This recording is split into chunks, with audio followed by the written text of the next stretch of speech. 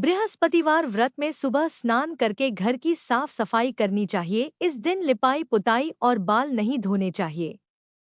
इस दिन व्रत रखने वाले महिला या पुरुष को पीले वस्त्र धारण करने चाहिए, क्योंकि भगवान बृहस्पति देव को पीले वस्त्र अति प्रिय है।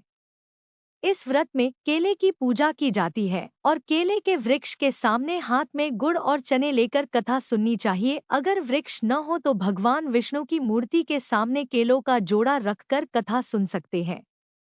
कथा पूरी होने के पश्चात उन केलों को या तो किसी कन्या को दे या फिर गौ माता को देना चाहिए। इस व्रत में केले का सेवन व्रत रखने वाले व्यक्ति को नहीं करना चाहिए। इस व्रत में भगवान बृहस्पति देव को पीली मिठाई का ही भोग लगाया जाता है। इस व्रत में शाम को पीला भोजन ग्रहण करना चाहिए। इस व्रत में नमक का सेवन नहीं करना चाहिए। प्रिय भक्तजनों, आइए अब हम बृहस्पतिवार की व्रत कथा का श्रवण करते हैं। भारतवर्ष में एक प्रतापी और दानी राजा राज्य करता था। वह नित्य गरीबों और ब्राह्मणों की सहायता करता था। यह बात उसकी रानी को अच्छी नहीं लगती थी। वह न ही गरीबों को दान देती, न ही भगवान का पूजन करती थी और राजा को भी दान देने से मना किया करती थी। एक दिन राजा शिकार खेलने वन को गए हुए थे, तो रानी महल में अकेली थी। उसी समय बृहस्पतिदेव साधु वेश में राजा के महल में भिक्षा के लिए गए और भिक्षा मांगी। रानी ने भिक्षा देने से इनकार किया और कहा, हे साधु महाराज, मैं तो दान पुण्य से तंग आ गई हूँ। मेरा पति सारा धन लुटाते रहते हैं। मेरी इच्छा है कि हमारा धन नष्ट हो जाए, फिर न रहेगा बांस, न बजेगी बांसुरी। साधु ने कहा, देवी तुम तो बड़ी विचित्र हो। धन संतान तो सभी चाहते हैं, पुत्र और लक्ष्मी तो पापी के घर भी होने चाहिए। यदि तुम्हारे पास अधिक धन है तो भूखों को भोजन दो, प्यासों के लिए प्याऊ बनवाओ, मुसाफिरों के लिए धर्मशालाएं खुलवाओ। जो निर्धन अपनी कुंवारी कन्याओं का विवाह नहीं कर सकते, उनका विवाह करा दो। ऐसे और कई काम हैं जिनके करने से तुम्हारा यश लोक परलोक में फैलेगा। परंतु रानी पर उपदेश का कोई प्रभाव न पड़ा। वह बोली, महाराज आप मुझे कुछ न समझाएं। मैं ऐसा धन नहीं चाहती जो हर जगह बांटती फिरूं। साधु ने उत्तर दिया, यदि तुम्हारी ऐसी इच्छा है तो तथास्तु। तुम ऐसा करना कि बृहस्पतिवार को घर लीपकर पीली मिट्टी से अपना सिर धोकर स्नान करना, भट्टी चढ़ाकर कपड़े धोना। ऐसा करने से आपका सारा धन नष्ट हो जाएगा। इतना कहकर वह साधु महाराज वहां से आलोप हो गए। साधु के अनुसार कही बातों को पूरा करते हुए रानी को केवल 3 बृहस्पतिवार ही बीते थे कि उसकी समस्त धन संपत्ति नष्ट हो गई। भोजन के लिए राजा का परिवार तरसने लगा। तब एक दिन राजा ने रानी से बोला कि हे रानी, तुम यहीं रहो, मैं दूसरे देश को जाता हूँ, क्योंकि यहाँ पर सभी लोग मुझे जानते हैं, इसलिए मैं कोई छोटा कार्य नहीं कर सकता। ऐसा कहकर राजा परदेश चला गया। वहां वह जंगल से लकड़ी काट कर लाता और शहर में बेचता। इस तरह वह अपना जीवन व्यतीत करने लगा। इधर राजा के परदेश जाते ही रानी और दासी दुखी रहने लगी। एक बार जब रानी और दासी को 7 दिन तक बिना भोजन के रहना पड़ा, तो रानी ने अपनी दासी से कहा, हे दासी, पास ही के नगर में मेरी बहन रहती है। वह बड़ी धनवान है। तू उसके पास जा और कुछ ले आ, ताकि थोड़ी बहुत गुजर-बसर हो जाए। दासी रानी की बहन के पास गई। उस दिन गुरुवार था और रानी की बहन उस समय बृहस्पतिवार व्रत की कथा सुन रही थी। दासी ने रानी की बहन को अपनी रानी का संदेश दिया, लेकिन रानी की बड़ी बहन ने कोई उत्तर नहीं दिया।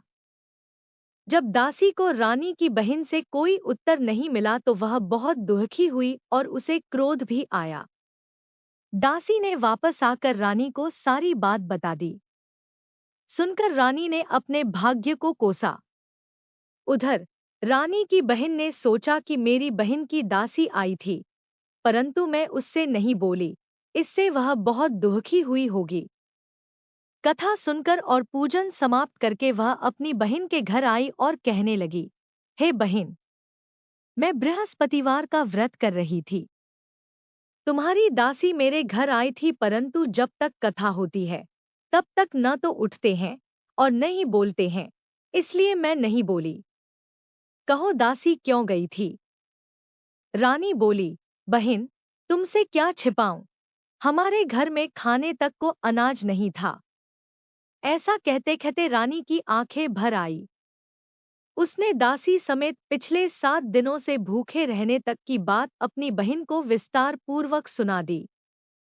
रानी की बहन बोली, देखो बहन, भगवान बृहस्पतिदेव सबकी मनोकामना को पूर्ण करते हैं।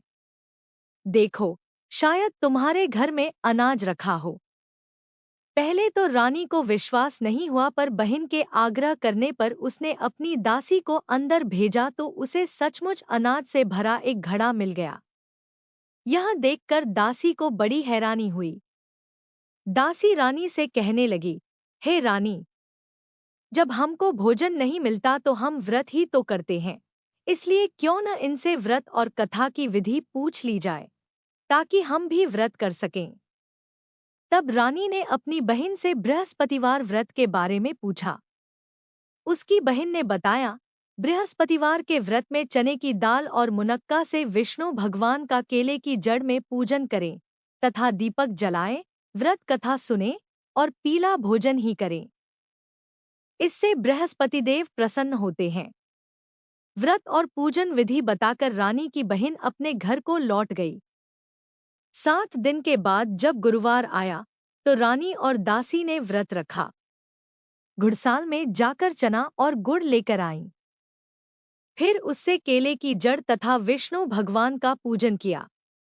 अब पीला भोजन कहाँ से आए, इस बात को लेकर दोनों बहुत दुखी थे। चूंकि उन्होंने व्रत रखा था, इसलिए बृहस्पतिदेव उनसे प्रसन्न थे। इसलिए वे एक साधारण व्यक्ति का रूप धारण कर 2 थालों में सुंदर पीला भोजन दासी को दे गए। भोजन पाकर दासी प्रसन्न हुई और फिर रानी के साथ मिलकर भोजन ग्रहण किया। उसके बाद वे सभी गुरुवार को व्रत और पूजन करने लगी। बृहस्पति भगवान की कृपा से उनके पास फिर से धन संपत्ति आ गई, परंतु रानी फिर से पहले की तरह आलस्य करने लगी।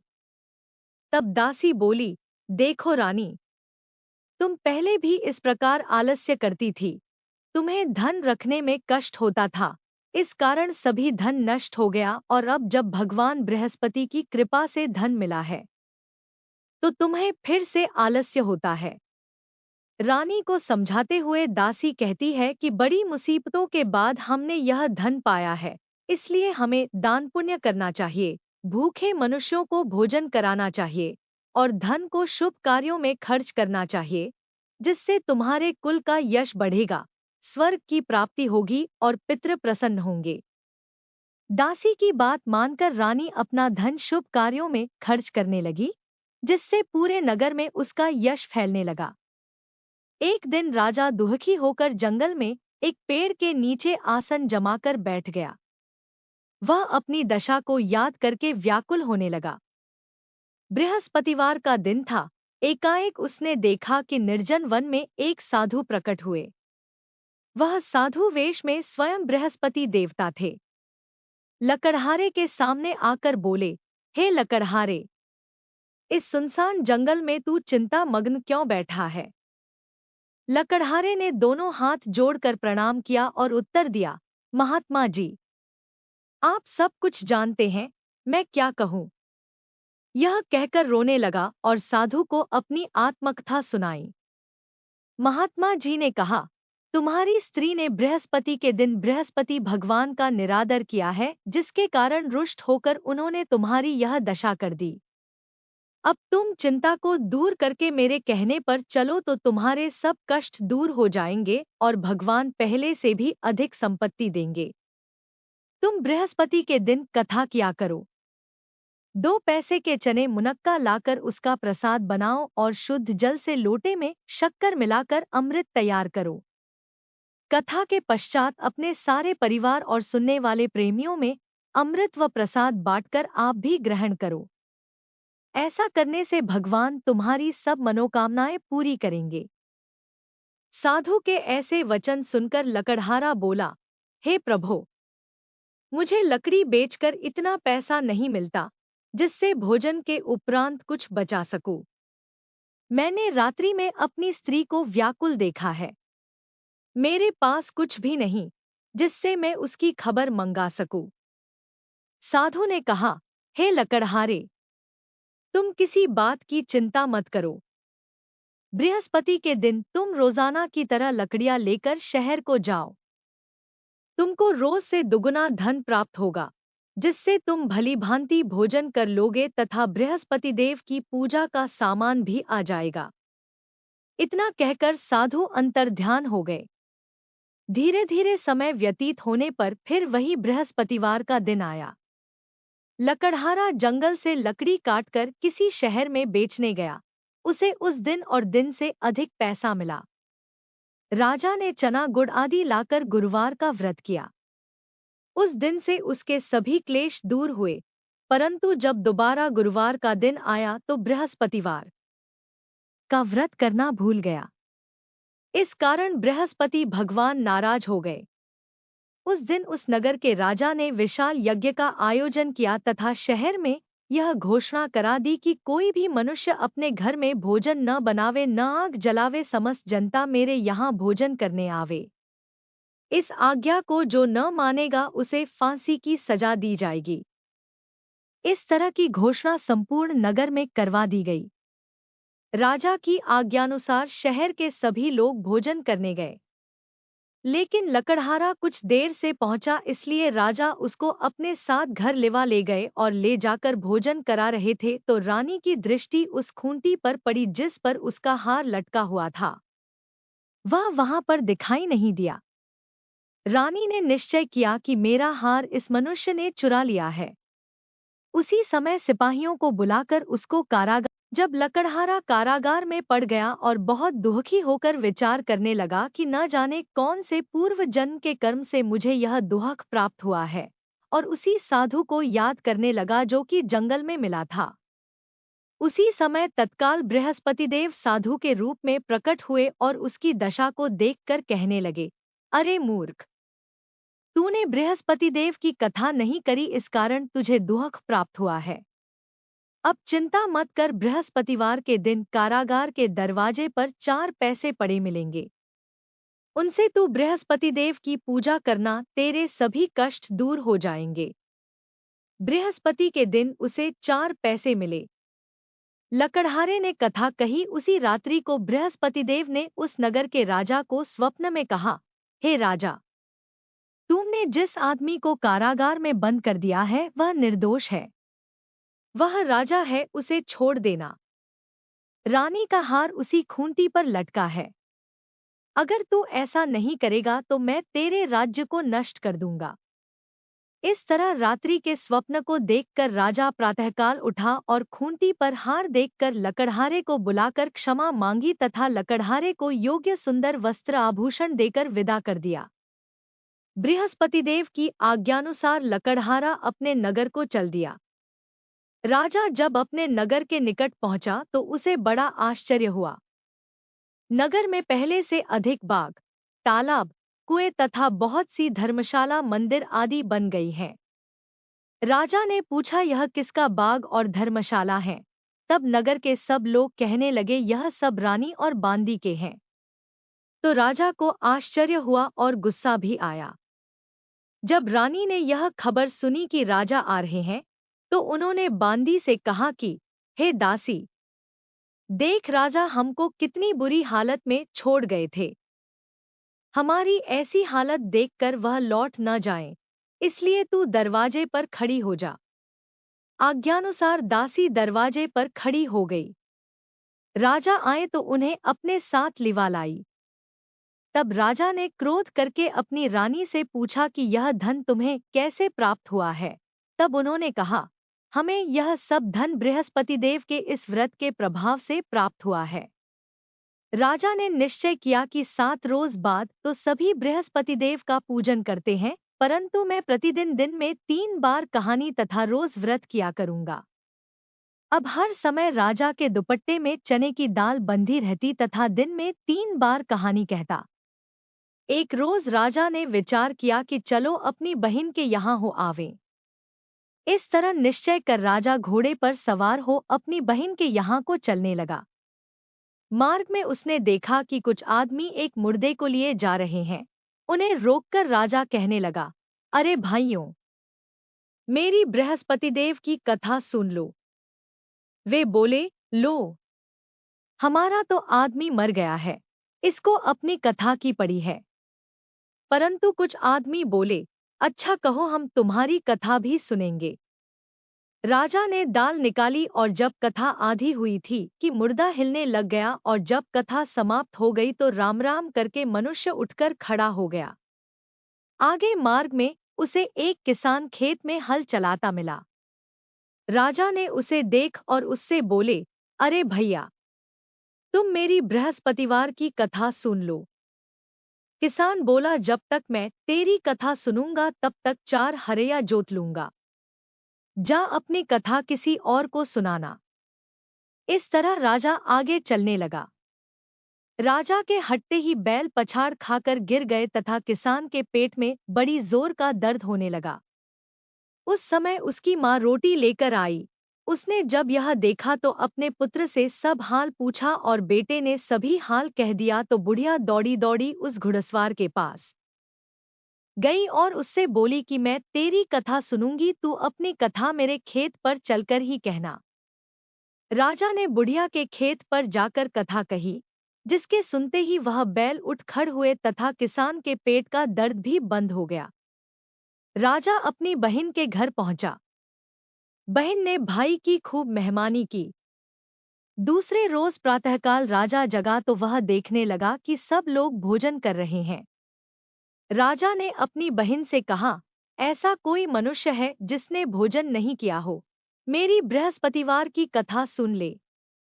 बहन बोली, हे भैया, यह देश ऐसा ही है कि पहले यहाँ लोग भोजन करते हैं, बाद में अन्य काम करते हैं। अगर कोई पड़ोस में हो तो देख आऊं। वह ऐसा कहकर देखने चली गई, परंतु उसे कोई ऐसा व्यक्ति नहीं मिला जिसने भोजन न किया हो। अतः वह एक कुम्हार के घर गई जिसका लड़का बीमार था। उसे मालूम हुआ कि उनके यहाँ 3 रोज से किसी ने भोजन नहीं किया है। रानी ने अपने भाई की कथा सुनने के लिए कुम्हार से कहा, वह तैयार हो गया। राजा ने जाकर बृहस्पतिवार की कथा कही, जिसको सुनकर उसका लड़का ठीक हो गया। अब तो राजा की प्रशंसा होने लगी। एक रोज राजा ने अपनी बहन से कहा कि हे बहन, हम अपने घर को जाएंगे, तुम भी तैयार हो जाओ। राजा की बहन ने अपनी सास से कहा। सास ने कहा, हाँ चली जा, परंतु अपने लड़कों को मत ले जाना क्योंकि तेरे भाई के कोई औलाद नहीं है। बहन ने अपने भैया से कहा, हे भैया, मैं तो चलूंगी पर कोई बालक नहीं जाएगा। राजा बोला, जब कोई बालक नहीं चलेगा तब तुम ही क्या करोगी। बड़े दुखी मन से राजा अपने नगर को लौट आया। राजा ने अपनी रानी से कहा, हम निर्वंशी हैं, हमारा मुंह देखने का धर्म नहीं है और कुछ भोजन आदि नहीं किया। रानी बोली, हे प्रभो, बृहस्पतिदेव ने हमें सब कुछ दिया है, वह हमें औलाद अवश्य देंगे। उसी रात को बृहस्पतिदेव ने राजा से स्वप्न में कहा, हे राजा उठ, सभी सोच त्याग दे, तेरी रानी गर्भ से है। राजा की यह बात सुनकर बड़ी खुशी हुई। 9वें महीने में उसके गर्भ से एक सुंदर पुत्र पैदा हुआ। तब राजा बोला, हे रानी, स्त्री बिना भोजन के रह सकती है पर बिना कहे नहीं रह सकती। जब मेरी बहन आवे तुम उससे कुछ कहना मत। रानी ने सुनकर हाँ कर दिया। जब राजा की बहन ने यह शुभ समाचार सुना तो वह बहुत खुश हुई तथा बधाई लेकर अपने भाई के यहाँ आई। तभी रानी ने कहा, घोड़ा चढ़कर तो नहीं आई, गधा चढ़ी आई। राजा की बहन बोली, भाभी, मैं इस प्रकार न कहती तो तुम्हें औलाद कैसे मिलती। बृहस्पतिदेव ऐसे ही हैं, जैसी जिसके मन में कामनाएं हैं सभी को पूर्ण करते हैं।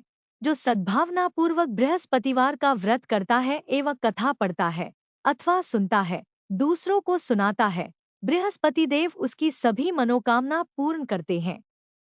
भगवान बृहस्पति देव उसकी सदैव रक्षा करते हैं। संसार में जो मनुष्य सद्भावना से भगवान जी का पूजन व्रत सच्चे हृदय से करते हैं तो उनकी सभी मनोकामनाएं पूर्ण करते हैं। जैसी सच्ची भावना से रानी और राजा ने उनकी कथा का गुणगान किया तो उनकी सभी इच्छाएं बृहस्पति देव जी ने पूर्ण की थी। इसलिए पूर्ण कथा सुनने के बाद प्रसाद लेकर जाना चाहिए। हृदय से उसका मनन करते हुए जयकारा बोलना चाहिए। बोलो बृहस्पति देव की जय, भगवान विष्णु की जय। आइए अब हम बृहस्पति देव की आरती करते हैं। ओम जय बृहस्पति देवा, स्वामी जय बृहस्पति देवा।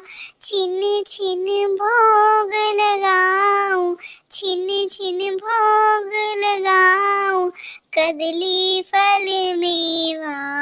ओम जय बृहस्पति देवा, तुम पूर्ण परमात्मा, तुम अंतर्यामी, स्वामी तुम अंतर्यामी। जगत पिता जगदीश्वर, जगत पिता जगदीश्वर, तुम सबके स्वामी। ओम जय बृहस्पति देवा, चरणामृत निज निर्मल, सब पातक हरता, स्वामी सब पातक हरता।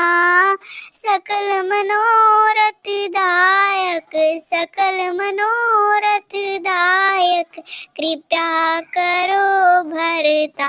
ओम जय बृहस्पति देवा, तन मन धन अर्पण कर, जो जन शरण पड़े, स्वामी जो जन शरण पड़े। प्रभु पर कट तब हो कर, प्रभु पर कट तब हो कर, आकर द्वार खड़े। ओम जय बृहस्पति देवा, दीन दयाल दयानिधि, भगतन हितकारी, स्वामी भगतन हितकारी। पाप दोष सब हरता, पाप दोष सब हरता, भव बंधन हारी। ओम जय बृहस्पति देवा, सकल मनोरथ दायक, सब संचय तारो, स्वामी सब संचय तारो। विषय विकार मिटाओ, विषय विकार मिटाओ, संतन सुखकारी। ओम जय बृहस्पति देवा, जो कोई आरती तेरी प्रेम सहित गावे, स्वामी प्रेम सहित गावे। ज्येष्ठानंद बंद सो सो, ज्येष्ठानंद बंद सो सो, निश्चय फल पावे। ओम जय बृहस्पति देवा, स्वामी जय बृहस्पति देवा। छिन छिन भोग लगाऊं, छिन छिन भोग लगाऊं, कदली फल मेवा। ओम जय बृहस्पति देवा। अगर आपको हमारी वीडियो अच्छी लगी तो सब्सक्राइब, शेयर और लाइक करें।